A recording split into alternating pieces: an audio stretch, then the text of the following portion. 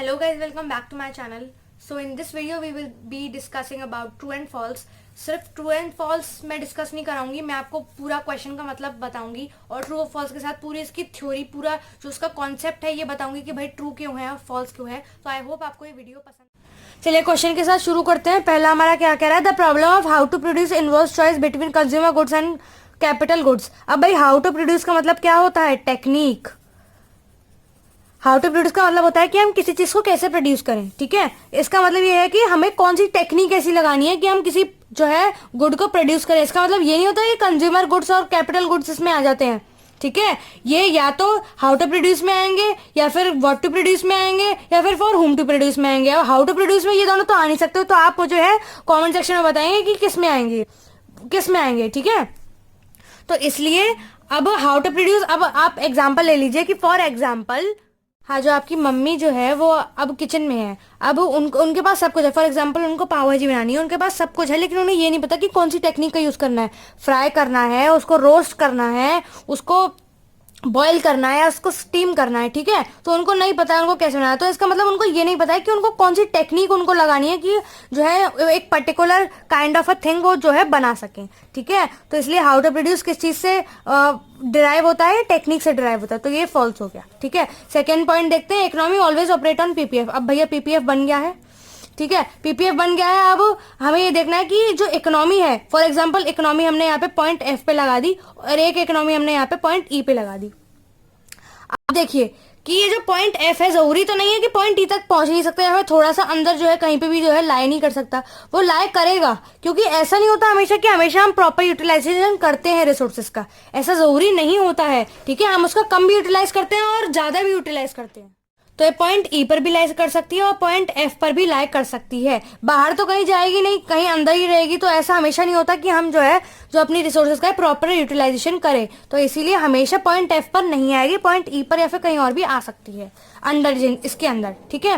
तो point third देखते हैं क्या है, micro economics deal with the study of cotton textile industry. अब देखिए जो माइक्रो इकोनॉमिक्स है वो हमेशा कॉटन टेक्सटाइल इंडस्ट्री पे जो है इसकी स्टडी करती है, ऐसा कुछ नहीं है भाई। मैक्रो इकोनॉमिक्स बहुत बड़े बड़े जो है एग्रीगेट टॉपिक्स लेती है और जो माइक्रो इकोनॉमिक्स है वो छोटे छोटे टॉपिक्स लेती है, ठीक है। माइक्रो इकोनॉमिक्स वो छोटे छोटे टॉपिक्स लेती है, वो इंडिविजुअल टॉपिक्स लेती है। तो ये माइक्रो इकोनॉमिक्स की स्टडी है इंस्टेड ऑफ की मैक्रो इकोनॉमिक्स। तो ये तो गलत हो गया। तो पॉइंट फोर्थ देखते हैं, if economy is operating inside the PPF, it indicates that the economy is saving resources for the growth and expansion in future.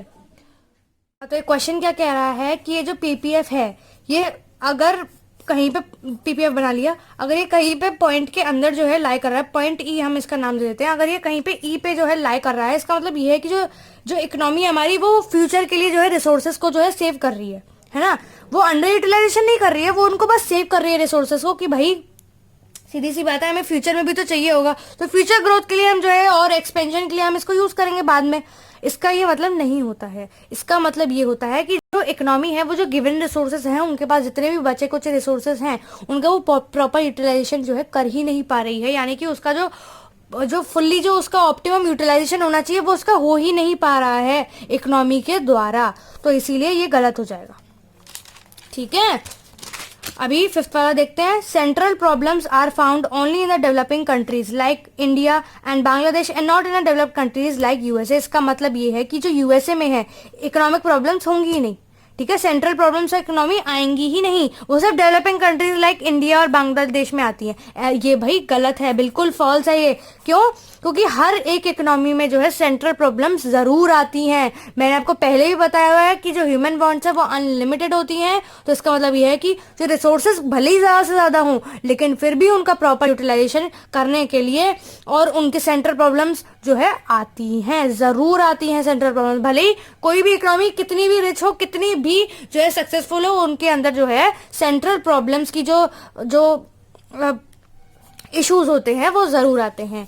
तो सिक्स्थ वाला देखते हैं, PPF shift towards right when an economy moves from a situation of under utilization to fuller the utilization of resources. इसका मतलब ये है कि अगर बहुत अच्छे से जो है यूटिलाइजेशन हो रहा है किसी रिसोर्सेज का, ठीक है, और बिल्कुल बहुत ही ज्यादा अच्छे से हो रहा है, तो इसका मतलब ये है कि जो हमारी जो पीपीएफ कर रहा है वो राइट वर्ड शिफ्ट हो जाएगा। नहीं भाई, क्यों होगा राइटवर्ड शिफ्ट? क्योंकि हमारे पास रिसोर्सेज तो उतने ही हैं। अब हमारी इकोनॉमी कहीं पॉइंट पी पे जो है लाई कर रही थी, तो इसका मतलब ये नहीं है कि जो है ये यहाँ पे जो है ये यहाँ पे राइटवर्ड शिफ्ट हो जाएगा। नहीं, जो पॉइंट पी पे कहीं पे अंडर पे लाई कर रही थी ना, वो पॉइंट एफ पे आके यहाँ पे इसके यहाँ पे टच होना शुरू हो जाएगी।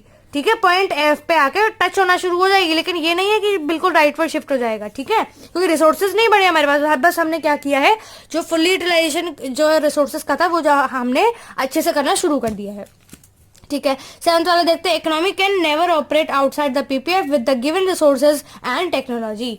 अब बिल्कुल सीधी सी बात है कि भाई जो हमारे पास रिसोर्सेज और टेक्नोलॉजी होती हैं, जो हमारे पास जो यूज करने के लिए होती हैं, उनसे उनके द्वारा जो है हमारी इकोनॉमी अंडर आ सकती है, इस पर लाए हो सकती है, लेकिन बाहर कहीं नहीं आ सकती। ये एक इमेजिनेशन है, एक इमेजिनरी सिचुएशन है कि भैया हमारी इकोनॉमी यहाँ पे कहीं बाहर लाई करी, ऐसा नहीं होता है। हमारी जो है पीपीएफ या तो अंडर लाई करेगी कहीं पे भी, और अगर प्रॉपर यूटिलाइजेशन हो रहा है तो यहाँ पे लाई करेगी, बाहर कहीं पे भी लाई नहीं करेगी। ठीक है, 8th वाला देखते हैं, चलिए आगे देखते हैं।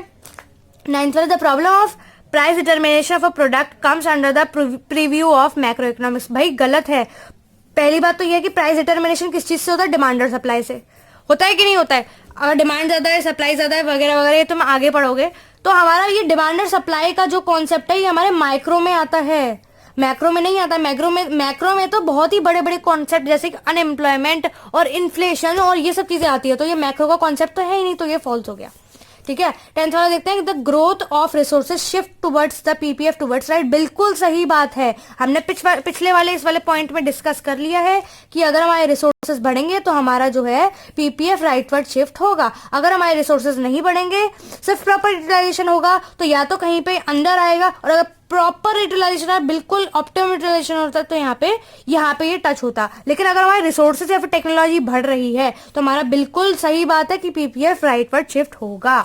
ठीक है, 11th वाला पढ़ते हैं, micro economics is concern with the study of problems of the economic like inflation और अनएम्प्लॉयमेंट। भाई ये माइक्रो के कॉन्सेप्ट नहीं है, ये मैक्रो के कॉन्सेप्ट है। अनएम्प्लॉयमेंट, इन्फ्लेशन, ये मैं आपको अभी थोड़ी देर पहले बताया कि भाई ये प्रॉब्लम्स जो है, इन्फ्लेशन, अनएम्प्लॉयमेंट, बहुत बड़े बड़े एग्रीगेट जो है टॉपिक्स है, जो कि माइक्रो में नहीं आते हैं, ये सब मैक्रो में आते हैं।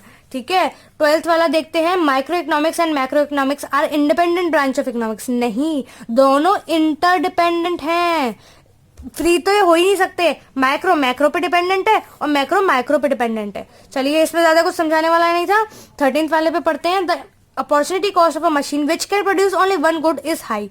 हे भगवान, ये जो ओसी है, अपॉर्चुनिटी कॉस्ट है, ये हम कंपेयर किससे करेंगे? जब कोई मशीन एक ही प्रोडक्ट बना रही है, तो एक ही प्रोडक्ट कोई मशीन बना रही है तो हम कंपेयर भाई किससे करेंगे? अपनी अपॉर्चुनिटी कॉस्ट। बिल्कुल गलत चीज है ये, तो बिल्कुल फॉल्स ही हो जाएगा ये तो।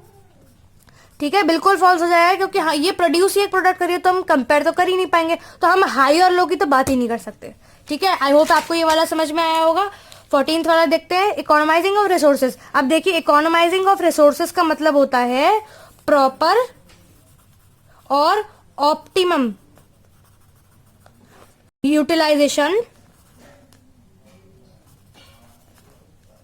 Of resources. ठीक है, इकोनोमाइजेशन का मतलब होता है proper optimum utilisation of resources. ठीक है, अब आगे देखते हैं, economising of resources refer to saving resources for the future use.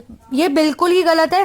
Saving तो रिसोर्सेज का होता ही नहीं है इसमें, इसका मतलब ये कि प्रॉपर यूटिलाइजेशन ऑफ रिसोर्सेज हो रहा है, तो ये तो बिल्कुल ही गलत हो गया। इसकी डेफिनेशन ही गलत दे दी इन्होंने, बिल्कुल फॉल्स आ जाएगा।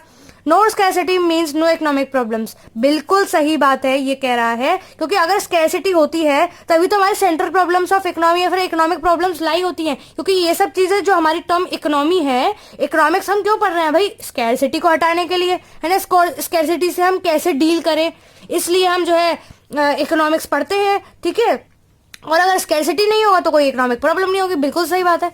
ठीक है, 16th वाला पढ़ते हैं, the part of economics which deals with the question of what, how or for whom to produce is known as macroeconomics। भाई मैक्रोइकोनॉमिक्स के ये पार्ट है ही नहीं, ये तो माइक्रो के हैं। ठीक है, अभी मैंने बताया for whom to produce, how to produce, what to produce। अभी तुम पिछले चैप्टर में पढ़ के आए हो ना, इसी चैप्टर में पढ़ के आए हो कि नहीं पढ़ के आए हो कि ये सब जो है, ये सब कौन सी बुक में पढ़ रहे थे तुम? ये सब है माइक्रो में भी तो पढ़ रहे थे, माइक्रो की बुक में ही तो पढ़ रहे थे, मैक्रो की बुक में तो पढ़ ही नहीं रहे थे तुम, ठीक है? तो इसलिए ये जो है माइक्रो के कॉन्सेप्ट है, मैक्रो के कॉन्सेप्ट नहीं है, तो ये बिल्कुल फॉल्स हो जाएगा। आइए 17th वाला देखते हैं। PPC shows the point eight which the economy actually operates. गलत है।